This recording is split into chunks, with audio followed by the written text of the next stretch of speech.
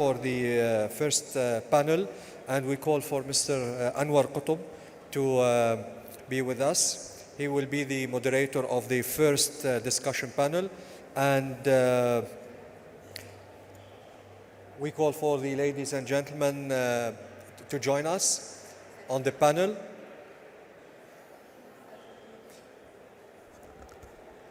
The panels of the first session, please proceed to the panel. Okay, so the moderator of this session will be Mr. Anwar Qutb, who is the Chief Digital and Technology Officer, People Leader from the UAE. Mr. Qutb, the lead is yours. Thank you, Ali. Ladies and gentlemen, it's my pleasure to welcome you to the first panel discussion about digital transformation of the financial sector in the Arab world and the role of financial technology in economic diversification. Digital transformation of the financial sector in the Arab world.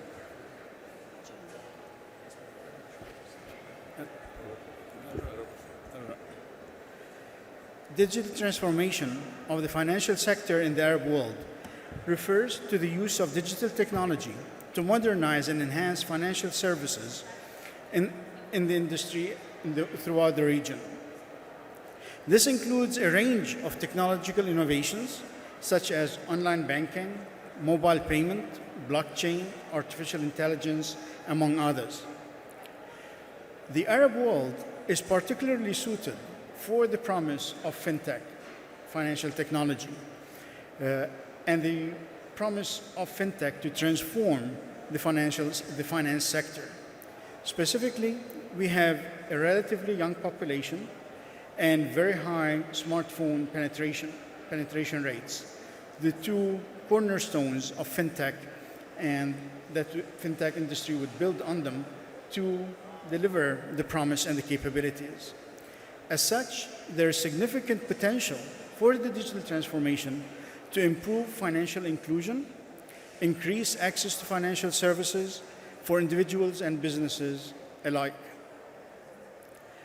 Fintech, or financial technology, is playing a crucial role in driving digital transformation of the financial sector in the region and beyond.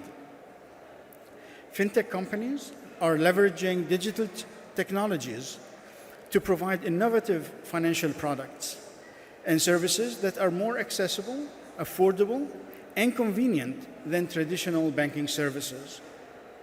These include mobile payment platforms, peer-to-peer lending, robo-advisory services, and digital wallets, among others. And as such, they have a key role to play in supporting economic diversification of the Arab world. Economies in countries around the region are looking to diversify economy and moving towards renewable energy and other sustainable industries.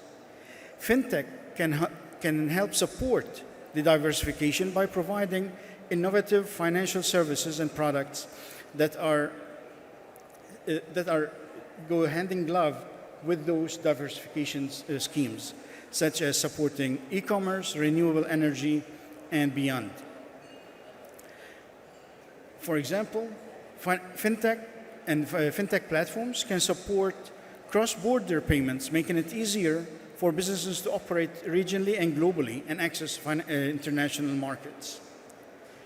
In summary, the digital transformation of the financial sector in the Arab world is driven by fintech, is helping increase financial inclusion, very, very important to a young population and countries that are lagging economically, if you'd like, and support economic diversification of the region as a whole.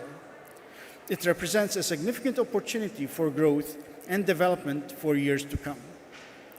With that, I'm happy to introduce our panelists, a group of experts in their own industries. Unfortunately, due to the late start, we've lost a couple of speakers that I'll introduce anyway. But starting first with Mr. Hussam Haiba, the Executive Director and General Authority for Investment in Free Zones in Egypt. Mr. Hussain, if you'd like to introduce yourself and your organization in a couple of minutes. Thank you very much. And my name is Hussam Heba. I'm the executive president for the General Authority of Investments and Free Zone in Egypt. I assumed my position 4 months ago. I originally come from the private sector, from the investment banking and private equity industry.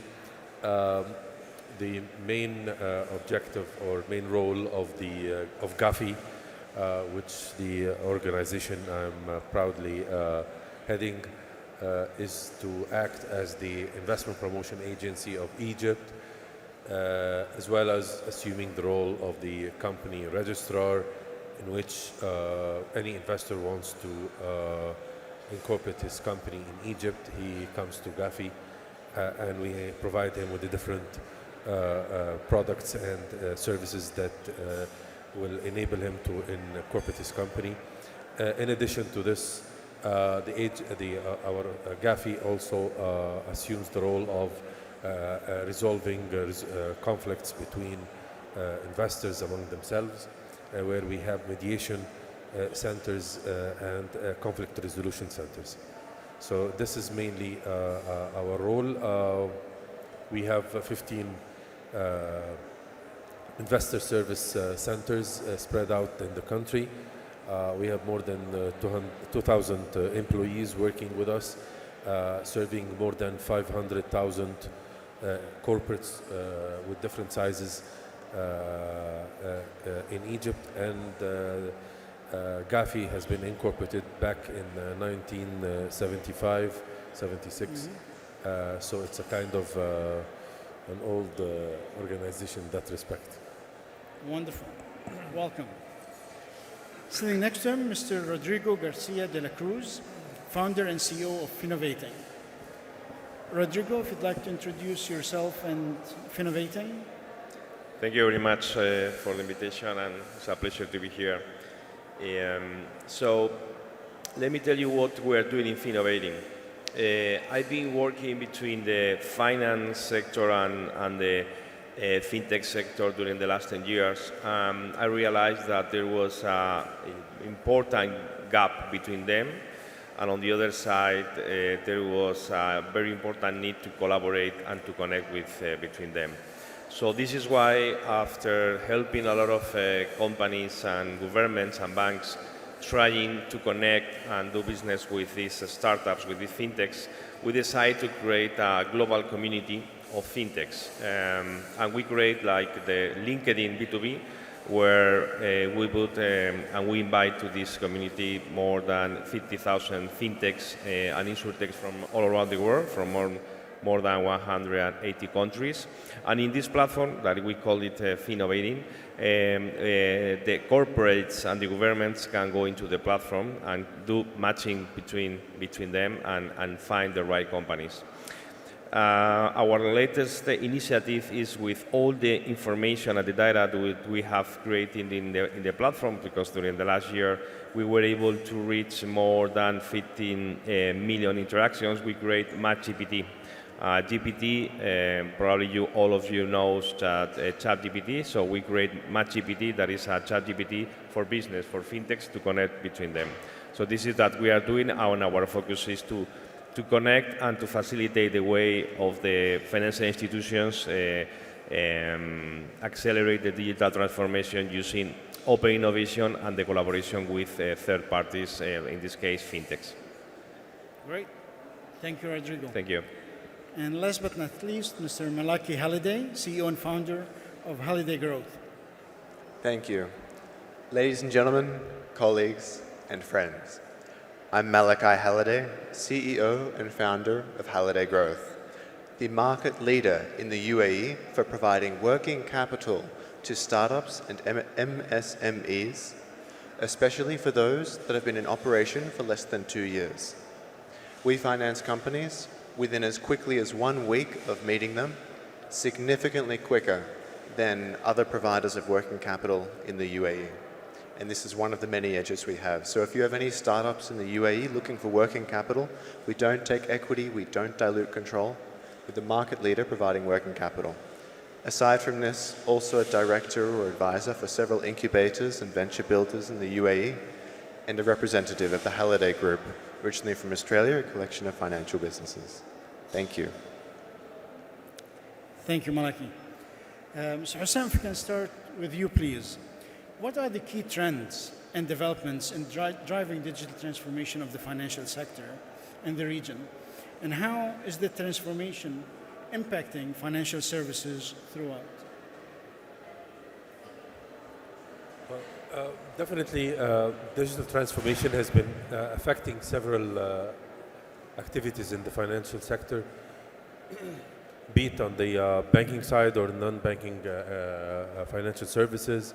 From the banking, of course, maybe Mr. Atrebi has addressed this in his speech, and definitely on the non-banking side, like consumer finance, mortgage finance, microfinance, has been greatly affected and actually enhanced using digital transformation, and automated applications helped the users actually and beneficiaries to access more finance through this type of platforms that has been developed over the years. It widened the market, it increased efficiencies, as well as from a credit rating point of view as well. From credit rating point of view, definitely helped in enhancing the quality of the services provided. Great. And how do you see the cooperation between the traditional banking sector and financial institutions and the new fintech organizations? Well, I think the traditional way of doing business will be fading away in a very near future, given the advancements that we see in the applications happening in all over the world, actually, and specifically in our part of the world, where we have large populations and deep need for access to finance, especially if we have countries with large populations like Egypt, where we have informal sectors that's dominating the markets.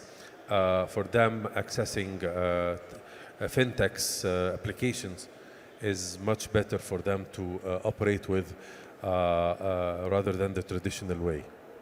Very interesting, especially coming from an organization that already has a bank. Malaki, this is a point that's close to your heart and what you do as an organization. What's your views on the topic? So, my vision is that the only way that the banks and the financial institutions are going to be able to compete in the future in terms of the efficiency, in terms of the access to the clients, in terms of using the right user experience, is to working with external partners. When I say external partners, I say fintechs. Why? Because right now, 2 out of 3 in the world are B2B, are companies that they were born just to collaborate, not to compete with the financial institutions. And the opportunities here, we are, for example, are seeing that during the last year, there was more than 10,000 collaboration between banks and fintechs in the world. And for example, the most followed and looked for fintechs are those related with embedded finance.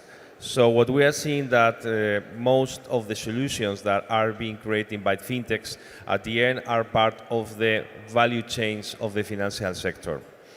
On the other side, the opportunity is there. Why? Because as I mentioned before, there are in the world more than 50,000 fintechs. And I have the opportunity here to tell you some figures that we have in our platform related with, for example, the Emirates. Mm-hmm. How is the space in the Emirates? So Emirates right now has 757 fintechs right now. Most of them, the majority are wealth tech related with savings and obviously investments, 189. 142 there are paytechs. And for example, 94 are related with lending and crowd lending. On the other side, it's quite interesting to see the technologies that they are using, because at the end, these technologies are the technologies that probably the banks are looking for. So the first top 3 technologies are blockchain, AI, and big data. The first one is blockchain, with almost 20% of the startups, fintechs in the Emirates are using blockchain, and almost 12% are using artificial intelligence. And we are going to see a huge amount of increase on this. And what other very, very interesting point that is not happening in other regions is the percentage of the B2B versus B2C. For example, if we see, for example, Latin America or Africa, there are more B2C startups, fintechs, than B2B. But for example, in the Emirates, we can say that 85% of the fintechs that are here in the Emirates are B2B, are doing business to business. And when I say business to business, is that most of them are giving value to the other players, to the other companies, to the other financial institutions. On the other side, talking about the collaboration between them, what I see is that it's quite important when a bank tries to connect with third parties is to create the right structure, the right open innovation program. So the best, how can I say, cases that we are seeing, for example, in Europe and in the United States, is those financial institutions that are using, for example, are be leading for the business units, not just for the innovation guys. So the innovation team should be, how can I say, lead by the business units. Business units have to say, I need to improve this area, I want to launch this business, I want to have a problem with, I don't know, the credit scoring or whatever, and then knock the door of the innovation team and look for the best partner to work with. The thing is that right now it's quite complex to find the right partner to work with, the right partner to dance. So the thing is how to do the great and the best scouting, and this is what we are doing, connecting and classifying the whole ecosystem of startups, something that is moving and changing every single minute. It's changing, appearing new companies, changing companies, the activities, the geographical presence, and to find the right partner to work with. And that's very interesting because through our platform we are able to see more than 500 kinds of activities into the fintech sector. So that's very important to find the right company, to talk, and also to find the right decision maker to work with. Very interesting. One of the topics that we talked about previously excuse me, is inclusion. So Malaki, if I may address this next question to you, how does inclusion of startups in the financial industry contributing to the economic diversification of countries in the region? It's very interesting seeing the role that startups play in the UAE especially, and the larger region. A lot of the companies that we're financing in our portfolio are in industries which are incredibly undeveloped. We don't have the backdrop here of a lot of the same service and fintech industry, which has been evolving in other markets. So in our portfolio, we're financing companies that are bringing new technologies from abroad, where from a risk-return perspective, it doesn't make sense for large established corporates to do the same. From a risk-reward perspective, the incentive is with the entrepreneurs to take those risks because they can get much more from it. The employees in the large corporations, they don't have the same incentive structure, and they have the job security which they can potentially lose. So we're seeing with a lot of the startups that we're financing, or in fact all of them, they're providing their services to the large corporates, providing all of this new synergies and opportunities that otherwise can't be adopted. And if you look at it in the bigger picture of economic diversification, what's the impact of that startups in the financial industry to the greater diversification of the economy? It certainly does create a greater resiliency. At the end of the day, when you have a lot more diversification across the industries, when there are obviously black swan events or certain downturns in particular markets, we had a presentation a moment ago about the gold market going up and down, certainly being quite volatile, and that's the same with every industry, even if it's not quite as liquid. So seeing that proliferation of industry and the different service types, we see that in conjunction with the incredible new range of licenses which are provided in the UAE to support these new service lines, these new industries. We do see that resiliency coming through. So the role of startups in economic diversification of the economy and overall resiliency is incredibly important. And that's one thing that we're championing. All right. Hussam, if we can go back to you, please. COVID-19 was mentioned earlier in the day about the impact of COVID-19. What was the impact of COVID-19 to the financial services and fintech industry specifically? And how has it enabled or detracted from that sector? Voice was not. Mr. Hussam, the COVID-19 pandemic was mentioned earlier in the day. How has COVID-19 and the pandemic impacted the fintech industry? Did it enable it? Was it a detractor from it? And how do you see the fintech industry benefiting or suffering from COVID? Well, I think COVID has caused real disruptions in different activities in the economy, actually, which actually opened the door for fintechs to prosper at the end of the day. Exactly. Everybody is now putting their precautionary plans of any disruption that might happen in the future. Thus, we are looking into fully transforming to digital platforms to overcome such disruptions. On the financial sector, I think that was one of the objectives to continue operations even when there is a lockdown, such as what was experienced before, and so on. So this is on this aspect. The other aspect, I think, not only on the financial sector, but rather on the, if we're talking about government services, it was true as well. And for example, on the Egyptian government level, the Egyptian government has embarked on a massive digital transformation process under a project to apply the e-government platforms. And actually, this has been the government has created laws to allow for this. For example, in Gafi, our law obliged us to apply digital platforms. Okay. And we are in this process to do that. In addition to this, all the payments for government services was now as an obligation. We have to pay it online or by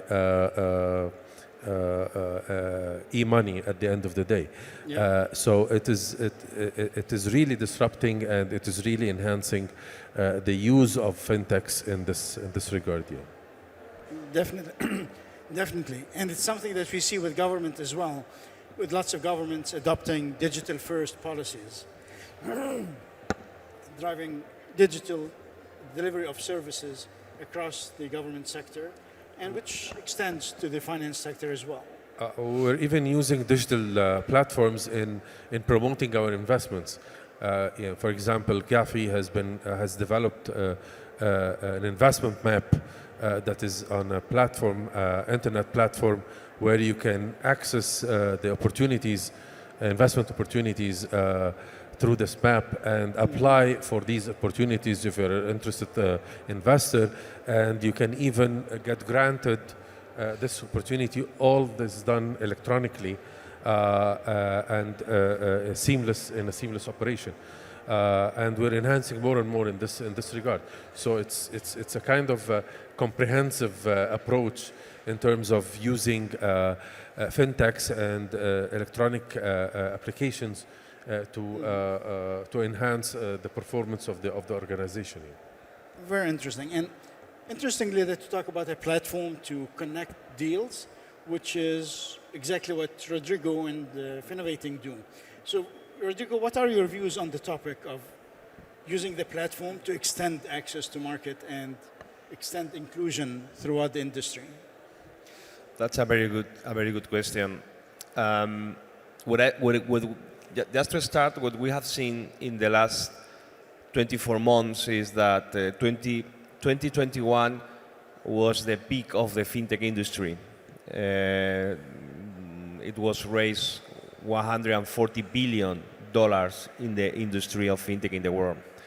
Last year was 88 billions. It was almost the half, but it still is almost the double than 2020. So what we see is that fintech is the largest industry in terms of venture capitalism. The 30% of the money, almost $1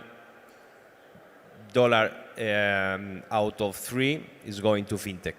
Probably it's going to change in the future for the artificial intelligence startups, but at the end, artificial intelligence is quite transversal in terms of the industry. So fintech is a huge opportunity, and it's going to be a huge opportunity. What we are seeing, so on one side, there is a huge opportunity for governments to help and to attract these companies to create these new technologies that is going to be the accelerator of the digital transformation of the most banks in the world. What we have seen is that there are like tier 1 banks that they are working in this digital transformation and also connecting with the startups or with fintechs from outside. With an average, the tier 1 with between 5 and 30 implementations a year. Could be maybe 50, 60 or 100 banks in the world, more or less. The problem is that when you go to the tier 2 and the tier 3 in terms of the size, the tier 2 probably, they know that they have to do it, but they don't have the enough resources to do it. But the real problem is the tier 3 banks, the small financial institutions that you can find, for example, in Latin America, in Africa, even, for example, in countries like Germany. Germany is a huge potential, is a huge economy, but they have hundreds of very small banks. The only way that these banks are going to survive is accelerating the digital transformation, and the only way is using external solutions. It's like a traditional provider, but with new technologies, with a very easy way to do it and to implement. Maybe 10 years ago it was complicated to integrate companies or external solutions, but right now it's quite easy. The only way is that you have to create in teams to identify outside the companies. So this is why I said that the governments have a huge opportunity, and Abu Dhabi has a huge opportunity to attract companies to develop their business, and after that, these technologies provide to the rest of the world. And this is what, for example, are doing in Finnovating, for example, with Colombia. Colombian government, they want to create a fintech hub in Latin America, and they are using our platform, for example, first of all, to attract investors and to attract startups that they want to create and accelerate their solutions in Colombia, in Bogota.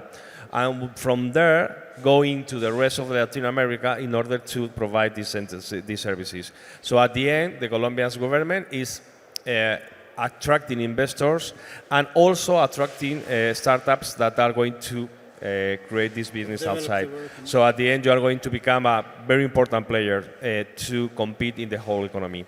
At the end, what a fintech entrepreneur wants? Obviously wants regulation, but also wants talent and resources to launch their company. So this is why we are going to see a very interesting race, worldwide race in terms of creating fintech hubs to compete and to be, the most important innovation and technology financial services in the world.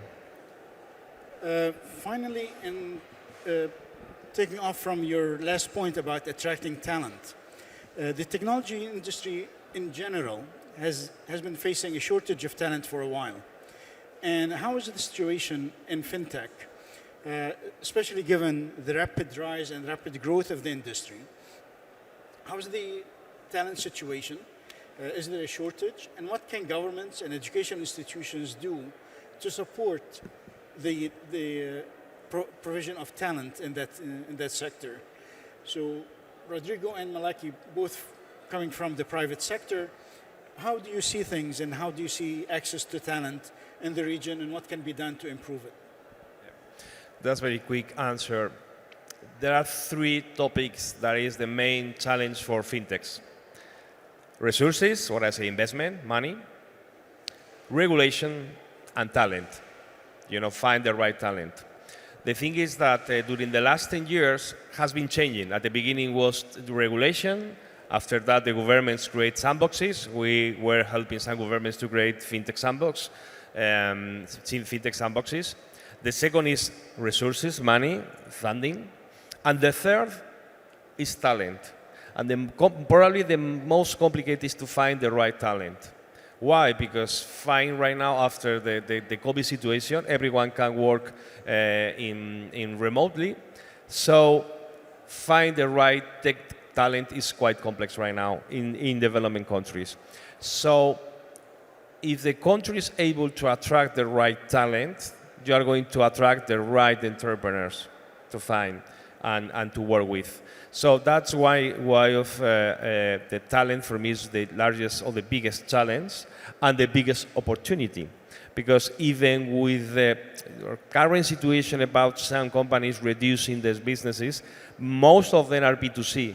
But the B2B are growing and taking a lot of these people, this short case, from the B2C world. So for me, it's a huge opportunity. Those countries or regions that are able to attract the right talent, because if you attract the right talent and you have obviously the funding resources, you are going to get the entrepreneurs. Malaki, what are your views on the topic? Well, access to talent is an issue. But when it comes to financial inclusion for startups, the access to talent is really secondary to working capital, which is one of the points that my colleague just made on stage today. Access to capital is extremely, extremely limited. For those in the audience that are not so active in the startup space, the main primary cause of startup failure is running out of runway, which means running out of money for the startup. Even post-revenue, startups' growth is strangled because there is no access to working capital. Typically in the UAE, for example, you need 18 to 24 months of audited statements to access working capital. You need at least 500,000, typically $1 million dirhams to access working capital. Larger companies in the UAE already have these things by virtue of being established. So they may not necessarily be as profitable from a unit economics perspective. They may not be making the same social impact. But by virtue of already being established, they get access to additional leverage, additional liquidity, which exciting, dynamic startups don't get access to. At Halliday Growth and at other platforms here in the UAE, we're working to change that. But we're not enough. We may be leading the market, but there's so much more that needs to be done. The vast majority, after 18 months even, still do not get access to working capital, to growth capital, and when they do, I won't say it's extortionate, but it's from investors and financial platforms which take huge chunks of equity from these innovators, from these leaders. What we do, our approach, is providing working capital without diluting equity, without diluting control. And we encourage other groups, we encourage competitors to enter this market, to come and compete with us to provide more working capital for startups, because startups and the startup sector are really the primary drivers of innovation in any economy. Adopting new technologies, new solutions. They're the best employers, as small business often is. And they're incredibly impactful within the local communities as they often solve local challenges. So yes, sourcing local talent appropriately skilled talent is a huge challenge. And as my colleague just mentioned, post-COVID, remote work is a challenge. Though I will note all of our staff work remotely, and that's opened up new opportunities for hiring, as we've been able to hire staff from conservative backgrounds where a particular demographic would not have been allowed to work with those of the opposite gender in the workplace. We've been able to give them jobs. So the movement of working from home has actually opened up new staffing opportunities and access to talent. But again, the biggest issue is working capital and access to capital for startups. And that's what we see as the biggest barrier to financial inclusion for startups at Halliday Growth. Thank you. Great. Thank you very much. Before we close, we have just enough time for a question or two from the audience. If anybody has a question or a point to make.